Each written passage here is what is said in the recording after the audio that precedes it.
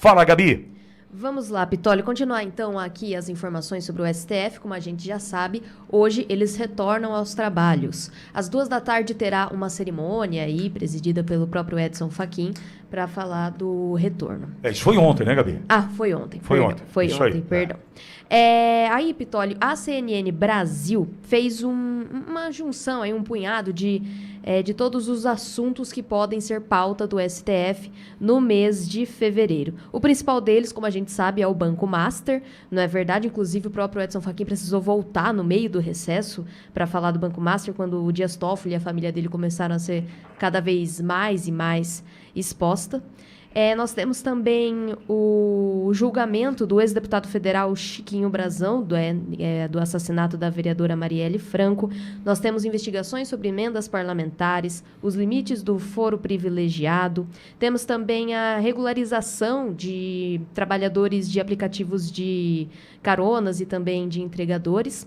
E tem também, Pitoli, o andamento do processo contra o ex-deputado federal Eduardo Bolsonaro. Vale lembrar que, em novembro, a primeira turma aceitou uma denúncia apresentada pela PGR e tornou o ex-parlamentar réu pelo crime de coação em razão da sua atuação lá nos Estados Unidos. E, se a PGR terminar muito em breve os rumos do inquérito que investiga o ex-presidente Jair Bolsonaro no caso da venda de joias sauditas no exterior, esse assunto também pode chegar no STF, Pitoli. E vale lembrar também que a corte entrou em recesso bem no meio da discussão daquele código de conduta para eles próprios. Vale ressaltar isso também. E, para finalizar, a gente tem uma fala do Edson Fachin, postada aí pelo Metrópolis. A gente pode assistir o vídeo. Isso não significa que este tribunal seja agente passível das circunstâncias. Ao contrário, o protagonismo tem seus ônus e efeitos para a legitimidade institucional. Os ministros respondem pelas escolhas que fazem, as decisões que nós todos tomamos, os casos que priorizamos, a forma como nos comunicamos, tudo isso importa. Decorrido um ciclo de mais de 30 anos, iniciamos hoje 2026. Entendo que agora o desafio é diferente. Em termos específicos, a questão é a de saber se já chegou a hora de o tribunal sinalizar, por seus atos próprios, que o momento é outro. Cláudio está pressionado, nos bastidores achincalhado, zombado, é o fraquinho, que estão tratando dessa forma o presidente do Supremo Tribunal Federal, não é? Mas ele, nessa fala, diz, responsável pelas escolhas que fazem. Ele está dando recado para o Toffoli, recado para Alexandre de Moraes, e nessa reta final da fala ele diz, né, nessa tentativa de voltar aos trilhos, a partir de um código de conduta que parece aquela professora do primário tentando chamar a atenção dos alunos travessos. Não parece, não? Olha, ditado... A professora primária tem mais poder do que ele. Aparentemente sim. Aparentemente sim. O problema é que a gente lembra das professoras, né? Cláudio, é uma fala também com alguns recados, né? Muitos recados, muitos. Eles assumem que os ministros... Ele assume como presidente num discurso oficial, num discurso de abertura do ano judiciário, sentado na cadeira dentro da STF, ele assume que ministros erraram, extrapolaram, desobedeceram a Constituição, precisam voltar a obedecer a Constituição, precisa voltar a ter autocontenção, autocontrole. A gente chama no mundo real de vergonha na cara, saber o seu lugar e o seu quadrado, deixar de querer suprir os outros poderes, deixar de querer ser legislativo, deixar de querer ser executivo, deixar de dar prazos para os outros cumprirem regras que estão previstas, senão o STF assume. Ele fala isso e diz, cada um é responsável pelos atos que praticou, dizendo, o que você praticou fora da norma legal é ato antijurídico, é ato ilícito e você pode responder. Nesse ponto, é mentira, viu? Não vai responder por nada, não, porque ministro da STF não obedece o Conselho Nacional de Justiça, nem a Lei Orgânica da Magistratura, porque ministro do STF não é juiz concursado, não obedece à lei de juiz concursado, não tem vergonha da cara que nem juiz concursado tem que ter, não quer nem saber. Ministros do STF, em especial os da primeira turma, odeiam o Poder Judiciário, tanto que os apaniguados, os protegidos deles, não entram com as ações da primeira instância, onde tem juiz concursado, que tem vergonha na cara. Os apaniguados e parceiros deles entram direto no STF. Alexandre de Moraes e o Dino, eles não entram lá no primeira instância, eles entram direto no STF. Sabe por quê? Porque eles sabem que se os processos que eles querem tiver que passar pela primeira instância, onde tem juiz que fez concurso e tem vergonha na cara, o juiz vai julgar do jeito que a lei manda. E aí o STF não vai ganhar. Esse é o jeito que eles manipulam todo o processo judiciário brasileiro, porque não são juízes, são ministros que são advogados. E agora a gente sabe que eles não apenas são advogados, eles são advogados muito bem remunerados como advogados. Praticam advocacia administrativa quando defendem interesses particulares usando sua importância. Um crime previsto no Código Penal cuja pena é de 1 a 3 meses de prisão. Então eles sabem que podem fazer isso. Quando anunciam as questões do Taiaiá, da família Toffoli, sendo que os irmãos dele, um dele é padre e o outro é engenheiro, não tem patrimônio para poder ser sócio do Taiaiá, para terem milhões de reais em patrimônio, como é que isso daí não é lavagem de dinheiro? Quando nós temos uma advogada que tem um contrato enorme com o Banco Master, que não tem uma interferência dela, mas o marido, o presidente da STF, faz 2 reuniões, e o Lula faz 4 reuniões com o Vorcaro, óbvio que tudo isso daí, eles estão atuando como advogados. Então eu, o Eduardo Borgo, e dezenas e centenas de milhares de brasileiros somos advogados particulares para defender seu direito, seu interesse e sermos remunerados por isso. Eu posso ficar rico como advogado, mas se eu virar ministro do STF, eu nunca mais posso ser rico. Ou eu já acumulei, ou não posso ser. A não ser que eu use a minha esposa para advogar nas cortes superiores. Aí a esposa do Gilmar Mendes / ex-esposa fica rica. Esposa do Toffoli fica rica. Esposa do... Cláudio. Aí fica uma vergonha. Cláudio, Num país normal, essa cadeia para todo mundo. Eu preciso lembrar do Poderoso Chefão. Por favor.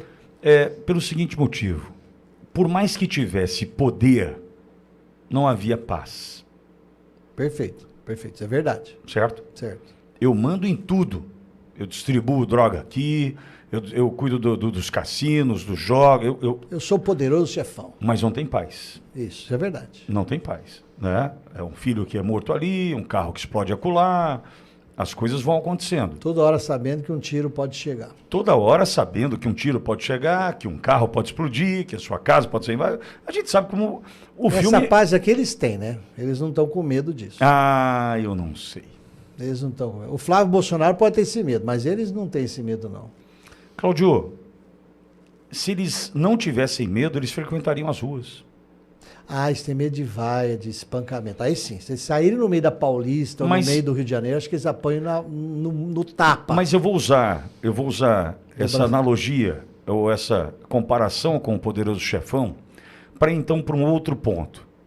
Você acha mesmo que aquela cena, se você quiser colocar de novo, Edson, a cena do Lula no afago e tal, sem áudio, só para a gente poder acompanhar, não existe paz aí. O que menos existe aí é lealdade, o que menos existe aí é fidelidade, o que menos existe aí é o parça, é a parceria. Veja, um olhando para o outro e é aquela sensação que dá o famoso impasse. É o medo do impasse. É o seguinte, ó, se eu afrouxar, você me ferra. Em mim. Se você afrouxar, eu te ferro. Se você afrouxar, eu ferro você. Não dá para achar que num vídeo como esse, numa demonstração de, entre aspas, carinho e ou respeito... Não, é controle. Controle e dominação. E não dá para achar que tem paz numa relação dessa. Me desculpe, né, eu não posso achar que está tudo bem. Não, um vídeo como esse, o que demonstra para mim é o seguinte, tá tudo mal. Tá tudo mal. Está tudo azedado, pelo seguinte motivo. Se Montesquieu pregava três poderes harmônicos e independentes, o que ele está mostrando é o contrário. Tem uma Com relação de certeza. independência. Não, tanto que o Toffoli falou que o TSTF é o poder moderador. Sim. O Assumiu, o Toffoli. com o rabo limpinho, Assumiu né? que é o quarto Com o poder. rabo limpinho. Mas eu tô... o Bogo está aqui chegando já. O que eu estou tentando mostrar é o seguinte. Essa cena não mostra nada de bom. Nem para eles. Para nós está uma bosta. Tá ruim para nós. A pancadaria para o nosso lado o tempo inteiro, sim. Mas para eles, veja, para Alexandre de Moraes se submeter a isso, não tá bom para o cara. O imperador, o tirano, o rei do Brasil, né, o Dom Pedro III, como alguns estão chamando, né, para ele se colocar nessa posição, não tá bom para ele. Claro que não. E é ali, ó, preste atenção agora, tem uma hora no final, o Lula tá com a mão em cima da cabeça da Viviane, conta alguma coisinha que ela sorri e tal, foi pela segunda vez a mão sobre a cabeça dela, e aí ele vai e põe a mão no pescoço do Alexandre de Moraes, por trás do pescoço, tipo assim, ele demonstrou para todo mundo, eu estou controlando vocês dois, vocês viraram marionetes. Ele se submete a isso. Alexandre de Moraes, olhem, Alexandre de Moraes virou marionete na mão do Lula. Sim. Baixou a cabecinha. Quando teve a eleição do Lula, no segundo turno, aqui nesse estúdio, eu lembro da frase, todos nós doloridos com aquele resultado, que vários calcularam com antecedência que seria aquele resultado, soltaram a resposta e mandaram pra gente até, vai dar tantos por cento, de tão previsível que estava. Naquele momento eu falei, a partir desse instante começa a grande disputa de poder no Brasil, Lula versus Alexandre de Moraes. No final do mandato do Lula, o Lula sentou em cima do Alexandre de Moraes, o Alexandre de Moraes está de 4 e obedece o Lula. Viu, Alexandre? Você dançou, o Lula manda em você e passa a mão na cabeça da tua esposa. Você caiu de 4, ministro Alexandre de Moraes. Tá pagando a conta, companheiro. Exato. Borgo, bom dia, seja bem-vindo. A gente assistiu a cena do afago de Lula e Lula mostrando claramente quem está, entre todas as aspas, né, pagando a banda hoje. Entre todas as Borgo, aspas, bom dia, seja bem-vindo. Bom dia, Pitoli, doutor Cláudio, Gabi, a todos que nos acompanham. Eu ouso discordar dos senhores. Ô, louco, que bom. Dorme 1000 vezes melhor que a gente. Mais tranquilo. A gente, se tiver uma conta atrasada, a conta de água, de luz, uma dívida, o banco que atrasou, a gente não dorme. E esse pessoal dorme tranquilo. Se orgulha, né? Se orgulha muito. Tranquilo. Eu vejo. Eles lembram de onde eles vieram e falam, olha o que eu sou. Eu mando num país de 200 milhões de patos que me obedecem. Vejo isso aí aqui em Bauru. Veja na política aqui, a gente vive isso. Boa, Borgo. Nós temos gente aqui que até antes da eleição estava morando com o pai porque não tinha dinheiro para pagar aluguel e fazer compra de mercado. Entendeu? Hoje está em coisa de 1 ano, já foi 2 vezes para os Estados Unidos, viaja fora do país, está andando, não está nem aí. Nós temos Ô, Borgo, só para ter costume noção, em Bauru, falei por cidade, qual que é o valor do salário da remuneração de um prefeito? Em torno de 20 mil, 18 mil, 20 mil líquido. Era 17 mil até 2 anos atrás. E um chefe de gabinete Microfone, de relações institucionais? 15 mil, 14 mil. Um casal com 35 mil sem filhos, acho que de repente já dá até para pagar 2 viagens, uma viagem, né? Porque por questões familiares eu sou obrigado a viajar para ver meu filho na Alemanha, ver meus netos. Não tem como você fazer isso por menos de 20, 30 mil reais por cabeça. Doutor Cláudio, então fica caro, hein? É caro. Doutor Cláudio, eu trabalho aqui na rádio, eu sou vereador e ainda advogo muito pouco, não dá muito tempo. E minha esposa trabalha. Eu fui 2 vezes para fora do país. Uma na Argentina e outra em El Salvador. As 2 vezes eu trabalho pela Rádio Ouro Verde. Fora isso, nem para o Paraguai eu fui. Eu não teria condições nenhuma de ir hoje para os Estados Unidos, eu fiz a por conta exemplo. agora, você está certo. Brincando, fez 30 mil. Agora, é verdade, tem gente e dorme tranquilo, mas dando risada da gente. Sabe por quê? Nós acabamos orgulho pelo que conseguiu. Nós acabamos medindo, Pitoli, pela nossa régua. Então nós pensamos na nossa vida... Eu não estou falando que eles estão com medo de a cabeça no travesseiro, não. Entre eles... Mas faz parte. A questão é o mundo deles. Mas a questão do poderoso chefão. O cara, ele tá olhando para e fala assim, esse cara quer me ferrar agora. Ó, tô sendo elegante. Nós sofremos muito mais com o receio e o medo de sermos presos e perseguidos pelo sistema do que esses caras aí no meio deles. O nosso receio, É, de vir não sei. um mandado de prisão, por exemplo, aqui, tá aqui, Pitolio, o maluco, semana passada, querendo explodir tudo. A gente sabe qual que era o destino desse cara. Nós estamos muito mais expostos do que esses caras que andam com 15 segurança, com... Tá aqui, ó. O Brasil sabe, o maluco que estava aqui em Bauru, Sim. querendo explodir tudo, atentado. A gente faz ideia, né? Qual que era o objetivo-alvo dele. Mas vamos lá. Cláudio, até quinta.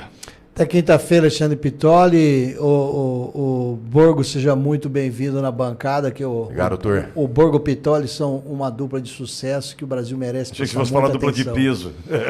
Não, Muito não. menos peso hoje que o Borgão, Menos assim, peso em com o forma, Borgo. né? É, Pois é. Perfeito. Vamos Só lá. você que é um homem de peso. É, de peso. Mas você é peso nacional. né? Extra grande, inclusive. O Borgo é peso federal.